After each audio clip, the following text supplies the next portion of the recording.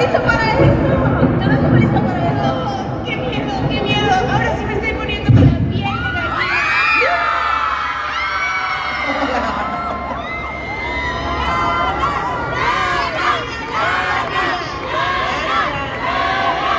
Es la mujer más bella de este reino. Entonces, Lana, muchos aplausos para...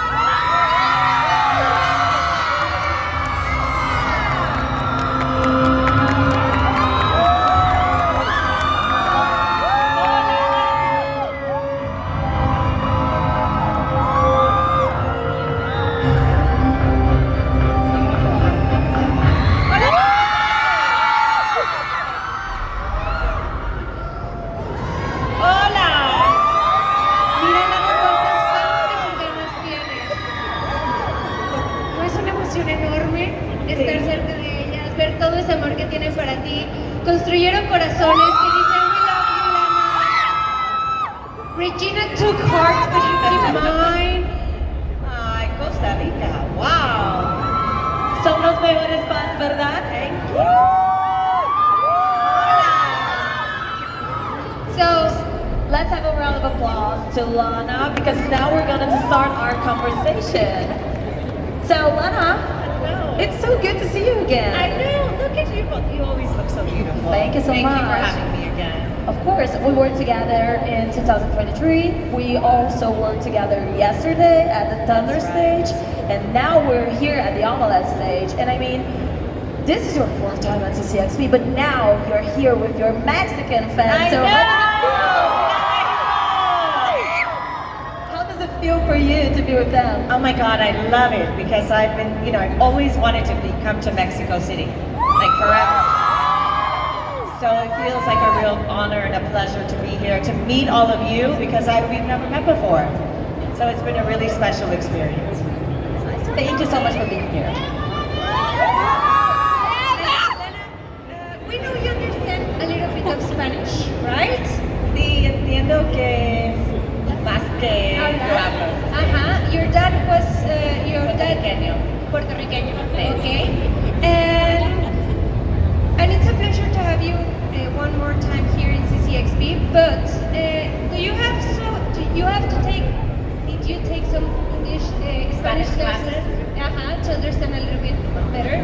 Yeah, so I never grew up speaking Spanish. Like, I don't know, that my family just didn't teach me. And when I got older, like in my late 20s, I moved to Spain. And I lived in Granada for 6 months. And I studied Spanish. But this was like 17 years ago. So I lost a lot of it. And when I was up in Canada for 7 years playing the Evil Queen, nobody spoke Spanish. So I didn't get to practice, so I lost a lot of it. But now I've been every day doing my lessons for now on Duolingo. I think like 84 days right now. So I'm still, it's really good to be here because I get to practice. Yeah, exactly. Yeah, and having a little glass of vino always helps.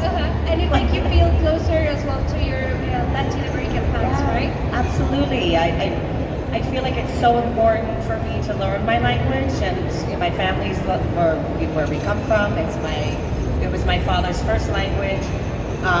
It is important. It's harder as you get older, to dedicate the time when you're busy and working, but I feel like it's something I really need to, improve on for so many reasons. So I can speak to the fans, so I can speak to, my family, even though they all speak English, but, just to practice when I'm traveling, it's important. I can definitely relate because I also started the Spanish classes, and it's a hard language, but it's really pretty. It's beautiful. And I mean, half of the world knows how to speak Spanish, so it's important for us to, know a little bit, also to understand, but also to speak. But I've heard that you've been to Puerto Rico, ¿verdad? Sí. And what was your favorite thing about there? Honestly, my favorite thing, aside from the alcapurrias, which are delicious by the way, So good. I did a movie last August called Dime Detective with Terrence Howard, who plays my husband. And every morning I would go into the sea and I would float on my back. And there was something about being in the Puerto Rican Sea that felt like I was connected to my culture more than anything. And I would just float and close my eyes, and it just felt like I was being hugged by God. It was like the most beautiful sensation. So that was my favorite thing, and also, of course, you know, like getting to eat some great Puerto Rican food, which is so hard to make. But, and of course, no one cooks like my abuela, but she's not alive anymore. So it was really nice to kind of be there and remember my childhood and the flavors of my childhood. Yeah, it was really, it made me so proud to be Latina, you know, like, because I mostly grew up with my mother, and she's, you know, second generation Italian. So even she doesn't speak Italian. So we feel so removed from our cultures when we're forced to be American, you know, and in a time when my parents were in America, it wasn't like cool to be, you know, speaking Italian. And my father, when he played baseball, they would tell him, don't speak that language on the field. And it's partially why he had to change their pronunciation from parrilla to parrilla. And some people in my family say parrilla. And I'm like, no, it's parrilla. You know? And I wanted to bring that back because it's important to be proud of where you come from. Of course. So I love these cultural changes that bring us closer to our roots. But before we start with the deeper questions, okay. I want to do a challenge in here. What if we start with a Spanish lesson for Spanish friends? I bet that you really know it well. Gio, what do you think? I agree with Lauren. Actually, we were searching for an iconic line of Lana's Evil Queen, but then we thought, why not try to say the iconic quote from the Evil Queen that... Sorry, I'm late. The Disney one. No. Yeah, we can do... I'm sorry, Which one? I'm late. Okay. Because this is like so iconic. But we also can do, you know, the espejito. Espejito, Que es como mirror. Oh, ¿Quién es la más bonita? ¿Qué piensas, Lauren? Vamos a Me hacer... encanta. ¿Tú, Lana, estás lista? Sí. Okay. Let's try it. Okay. Pero I'm gonna repeat. Entonces, porque unless you want to write it down. You're gonna do it perfectly. We know that. Okay, wait. La repito. Momento. Ajá. No, la repito a menos que... Ok, dime. Espejito, espejito. ¿Quién es la más bella del reino?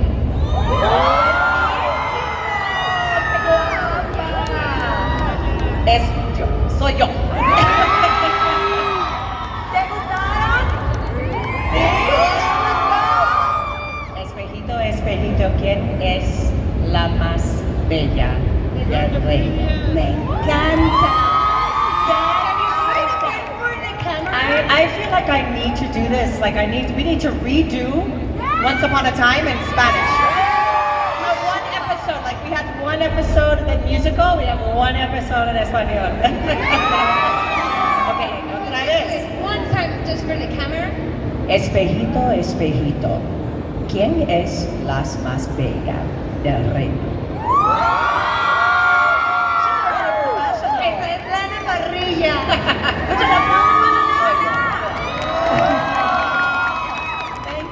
Lana, most of us Latinos or Hispanics, and we constantly have to deal with different types of discrimination.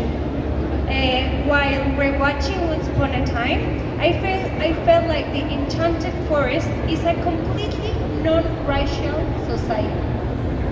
To the point where concepts of racial ethnic identity are totally alien to them. makes sense if you're living in a world with ogres and stuff, where there's no need to seek out group delineation between fellow humans. Do you feel the same? I do, actually. I've never really thought of it that way, but hearing it described as such actually makes me more proud of our show. Because you're right, like Adam and Eddie, our creators and producers, embraced everyone's accents, no matter where they came from. Emily had an Australian accent, Bobby had a Scottish accent. I think Colin was asked to do an English accent, but even Rebecca was able to keep her accent, and it was like they really just embraced the diversity amongst the cast.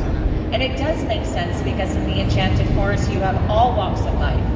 Animals that are speaking, snow monsters or things like this.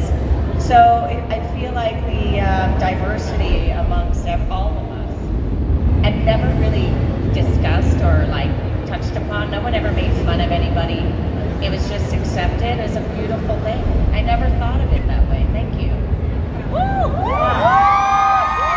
It's really cool. And well, Don't you wish we could all be like that? yeah. Yeah. I know a lot of us are, but there's a lot more work to do out there. Live in a world like this. Yeah, where everyone's just accepted. Like, why not? It'd be so much better. And the difference are embraced. Yes. And at the end of the day, I really do think that Once Upon a Time is a series that adds depth to the characters. They have deep conversations, so they're, of course, we all laugh at some things, but there's also this moment of deep conversations between the characters. So I just wanted to know if there was ever a specific moment that was the most memorable for you during shooting. Oh my God, there's so many, but I've expressed this a lot in the past when people ask me, like, what's your favorite moment in an episode? And look, there's so many. There's some favorite moments with, acting moments with Robert Carlyle. I think he's just so talented, and it was such a wonderful experience to be acting opposite him for so long. But really, the moment that stands out for me, even though it was so crazy for the evil queen to be fighting against herself, but the message behind accepting oneself and embracing oneself, which happens in season 6 between Regina and the evil queen, is like such a beautiful message for all of us in the world to learn, right? We're so hard on ourselves, and we don't understand our own complexities, and we beat ourselves up, and we're so insecure, and we struggle with who to be and how to act and who's gonna like us, and are we gonna be accepted? Are we enough? And it's so beautiful to see, that's why I think Regina has resonated with so many people, is her own battle with who she was it tormented her. But in this one episode, when they're split, and she realized that the only way to heal is really to embrace who she is in both sides and all colors and all complexities.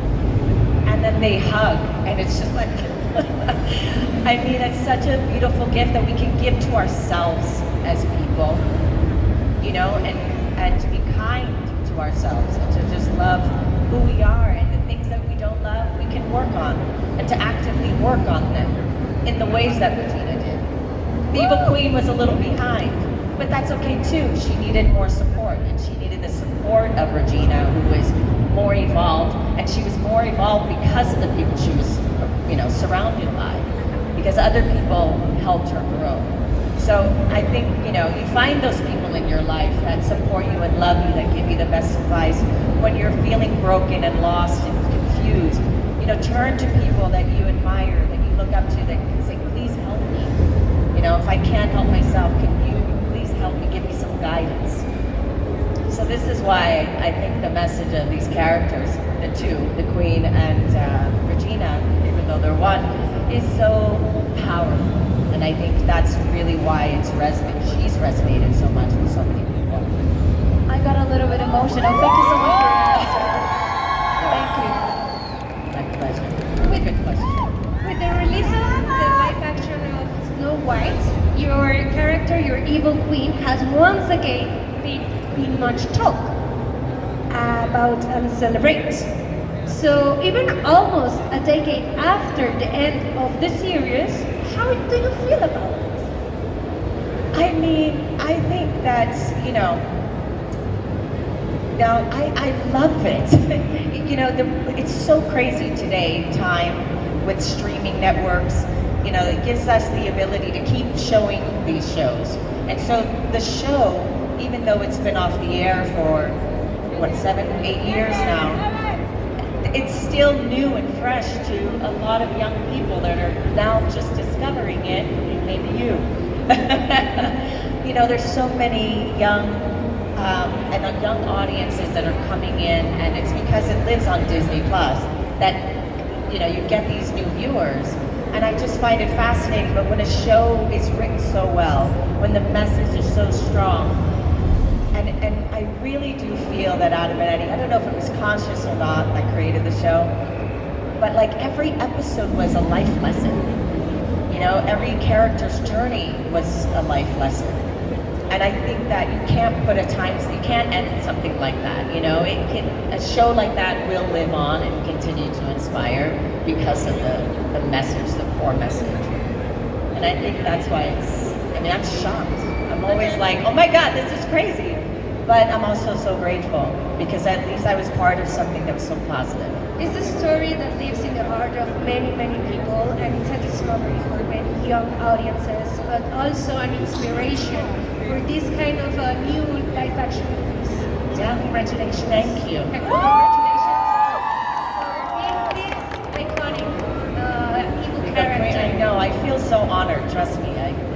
I knew when I first booked the show, I was like, wow, this is, oh my God, I get to play the evil queen? Like, what? Yeah, True. Yeah, and then I remember on set with Ginny, it was during the pilot episode, she was dressed as Snow and I was dressed as the evil queen. We're like, this is crazy! This is crazy!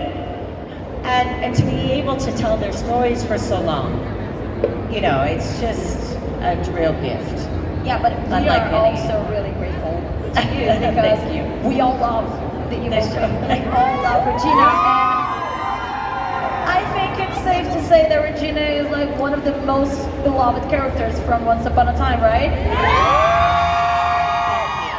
I have a question that the members of the fandom already told me that you've answered before, but I really wanted to ask you again because I never did this question, and there are probably many people here that don't know the answer. So we all know that the Evil Queen is one of the best characters of Once Upon a Time. But if you had to choose another character to give life to, which character would you pick? I always say it's so hard because I really feel like I got to play one of the best characters on the show for so many reasons. And it's tough. I can't really. Okay, if I had to choose anything, I'm not a princess person, but when I look at the roles that I get to play, I always feel like there's a lesson. Remember yesterday you said, what is the lesson that you took from your character? I always feel the characters come to me at the right time in my life for me to look at something within myself that maybe isn't, quite like perfected, or something that I'm having to look at that I need to work on. I've never loved princesses, but if I had to play one, I would probably want to explore what it was like to be Snow White, only because I would want to play with that side of myself as as an exercise, as an acting exercise. It would be a challenge, right? Yeah, I mean, it's not as delicious and fun in my opinion, because I love the evilness of it, but I would look at it as like, okay, what is it like to be in that sort of, it's funny because a lot of people say you are Snow White in life, because animals, in my house right now, there's birds having babies everywhere, everywhere, that they're fighting each other, and I'm like, calm down, it's just you all to be here, and animals always come to me, children always come to me, so I feel like I have a little bit of her in me already. So So why not put it on screen? Why not? Yeah. So if I had to pick, that would say. Okay. One answer after 10 years. After I was like, I gotta give an answer. Well, There you here go. in Mexico, we have soap operas, telenovelas. Okay. And many iconic characters you Okay. will perform. So we're gonna show you some videos. I don't And know. I want you to pick up your favorite. Okay. ¿Qué personaje de telenovela creen que sería buena en la parrilla? Soraya Montenegro. Okay. We're not gonna condition it anything, but we're gonna show you some videos, okay? Okay. And you can pick. Okay.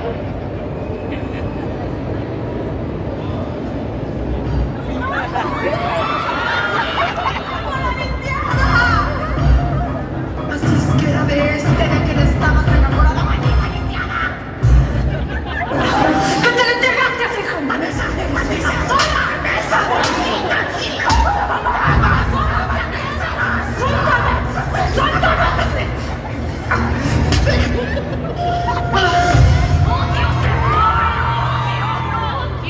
Para ellos es muy fácil. Tienen lo que quieren gastar sin tener que estar contando el dinero y están bien vestidos y carros.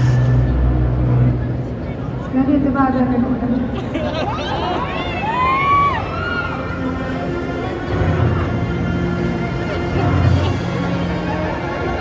Anda, María. La pulsera es tuya si la sacas con los dientes de este charco. Hazlo.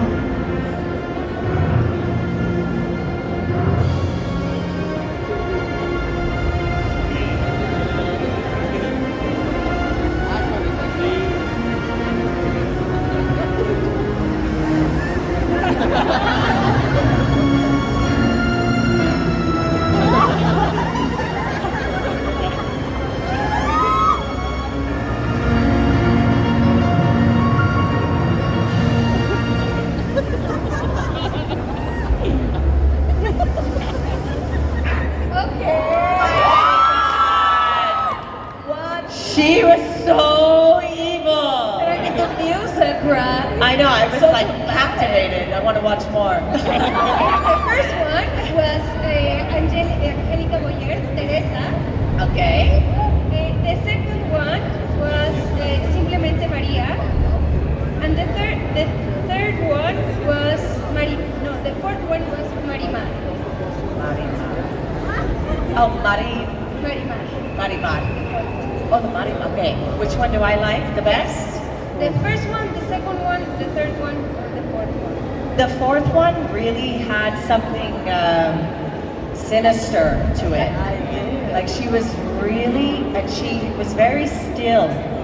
She didn't have to express, like push the emotion. She was very commanding. I like her. The third one almost made me cry. She's a really good emotional actress. The second one made me laugh. Not that I think slapping someone is okay, but I don't know, it was funny for some reason, the whole thing. And the first one was like, reminded me of one of my tias. I was like, oh my God. Childhood memories. She actually looked like someone in my family. And all of a sudden I was in the living room with my abuela and everyone watching telenovelas, and I was like a kid going, I don't understand, but this is interesting. So probably will be All of them, but I would say number four. Is probably my favorite. Just for the performance was so like, look, nobody said anything. We were all like watching, you know? So she really captivated us. So I think that the more we think about Regina, the more we understand her. Like at the end of the day, yeah, we know that she's kind of evil, but I really like these great characters. You know that they're not all bad. They are complex. They have their past and they have passion. They have their reasons, and I think that the case with Regina is this one, that at the end of the day, people may love her, people may hate her, but we all do understand her. So I just wanted to ask you, despite having justified points, how do you picture Regina's character? Do you agree with me, or do you think that she tends to be a little bit more of a villain? What do you think about her? I think Regina's story is an evolution. I think that in the beginning she was a really juicy villain and her intent was to hurt everyone because she was in so much pain. It's kind of a very young way of approaching life. Of course. So I think she had, you know, the title of the villain, I mean she always was, but she had the title of the villain more than early on. And I suppose because she just didn't understand the effect that she was having on people, she was just being so selfish. But there was also some deep-rooted pain that I was able to express in the character, like, why is she this way? Has always been the most interesting question for me. And honestly, I ask that question with all the characters that I end up playing, like, why? Why are you this way? What's going on? And, you know, as an actor, you can never judge your characters, whether you're playing a villain or not. It doesn't matter. You have to find what makes them this way and what, you know, what's their pain? What do they love? What do they hate? And so with Regina, really at the core, it was just so much loneliness. She was so really alone. And that's why I think in that episode, like the person you hate the most ended up being herself. So yes, I agree with you, but then I also find that it's like she evolved into a hero. But it wasn't like a hero, she was saving everybody. And there was moments when she did, but she was a hero of her own story. She saved herself. That's why I think she really earns the title of a true hero. And there's anything of Regina's personality that still remains with you to nowadays? No, I mean, it's hard because I feel like Regina I feel like the writers gifted Regina these other layers because I was able to give them to the character, you know? Like, I have a lot of that sort of deep, spiritual understanding. I dig into like, okay, why am I doing this? What is this about? Where does this, come from? How come I'm acting like this? So all of that sort of like deep, spiritual work that I like to do for myself, I feel like I was able to give it to the character, and I think the more that I expressed, the more that the writers were able to see, like, oh, let's write more in that direction, because she's expressing it, so it's becoming a part of the character. You know what I mean? I don't know if that makes sense. No, it does. Okay. It really does. Yeah. And our time is almost up. Oh no! But there's a question that the fans really wanted to ask you, so I got note of it, because we're all looking forward to seeing your new and future projects. Yes. And since I'm a lawyer, I had to ask about Jocelyn from The Rainmaker. Yes, thank you. So I was thinking about doing a little bit of crossover, because we got Lisa that ended up in, kind of a hard situation before the law, and then we have Jocelyn that is a lawyer. I wanted to know if you could talk to us a little bit more about this character, and if you think that Joe could, maybe try to get Lisa out of trouble. Do you think that she would be capable of doing this? Oh yeah. So I'm on a new series called The Rainmaker. It's a John Grisham novel. And actually, the only person that really calls her Jocelyn is her father. Oh. So she goes by Bruiser. Oh. So that's really the character's nickname. In the novel, Bruiser is a man. And this is so great today, right? When something is so male dominant that they're like, okay, we gotta bring in some diversity. Yeah. So they gender bent to the role, and I was so grateful because it gave me the opportunity to tell her story. She is a ballsy, brassy broad who, that you can shocker that I'm playing her. But she's a wonderful lawyer. But she's not very conventional. She kind of does things her own way, a little bit of shady miss a little bit of like, all right, who's she working with on the side? She can absolutely help Lisa travel, 100%, especially a woman should be defending Lisa for so many reasons. But Bruiser is great, and you guys are gonna see The Rainmaker. It is coming out very soon. Yes, this summer. So stay tuned. I think you're gonna be seeing something this week, actually. Wow. A little teaser. But she is great. We have a phenomenal cast. We have like PJ Byrne, John Slattery, Dan Fogler, Madison Eisman, and then our lead is Milo Callahan, who's wonderful. And I've seen 5 episodes and cried through all. I mean, I just like I'm so in love with the show. I think you're all gonna love it. You're gonna love Bruiser. She's a piece of work, but she is like a lot of women are gonna go, I've got to do that. I want to be like her. She's an inspiring character. She's a very strong woman. And you're gonna love it, so stay tuned. It'll be on USA, but then it's gonna live on Peacock. So it'll be on both networks. So yes. Well, we're really looking forward to it. Thank you so much. Me and Florin were saying backstage how gently you were with us. You were really gentle with us.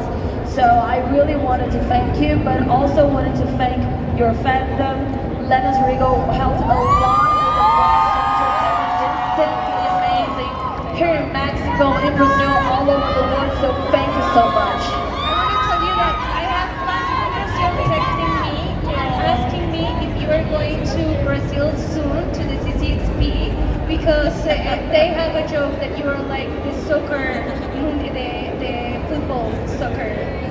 Oh, okay. She Okay. went to the work life, but it's Work especially from there because you're like the queen of CCXP, but now you're also queen of CCXP Mexico. Okay, let's go. You guys are so great. I love